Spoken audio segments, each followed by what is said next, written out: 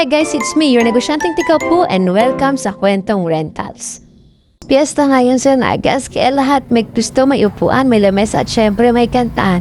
Kaya ito, prepare na namin kasi dalawa ang client natin today, isa sa tables and chairs at isa sa video okay.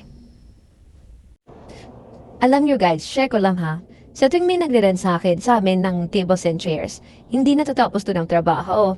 Kasi after ng event, iyan na ang real work. Cleaning time na be. Pagkatapos ibalik ng renter, chinecheck ko muna isa-isa kung may tumigas, gas o sira. Minsan may mga konting talsik ng putik, minsan ketchup. Normal lang yan lalo na pag party.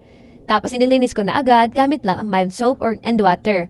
Tapos punas lang ng maayos. Gusto ko kasi pag may next na kukuha, fresh ulit mo ang bago pa rin.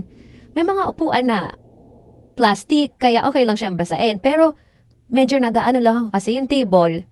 May bakal siya, kaya pinapatuyo ko siya agad para hindi siya halawangin. After ko silang linisin lahat, pinapatuyo ko muna bago papatuyuin ko muna sa hangin bago ko itabi. Gusto ko laging tuyo bago i-store kasi ayoko nang may amoy or madumi. Kaya sa totoo lang medyo nakakapagod pero worth it. Kasi pag maayos at malinis ang gamit mo, bumabalik yung mga suki. Napaka-importante pa naman sa negosyo yung customer's feedback at satisfaction. Kasi kahit gaano kaganda o karami ang gamit mo, kung hindi satisfied ang renter mo, mahirap silang bumalik. Kaya ako after ng bawat renta, tinatanong ko talaga kung okay ba yung gamit, kung may gusto silang ipabago o improve. Yung simpleng salamat, malinis ang gamit nyo, grabe nakakataba ng puso yun. Doon mo malalaman na worth it lahat ng pagod mo sa paglilinis, pag-aayos at pagpapaganda ng service. Kasi pag masaya ang customer mo, babalik-balik ka talaga nila. At sa negosyante yun ang tunay na goal, hindi lang kita kundi tiwala at suki.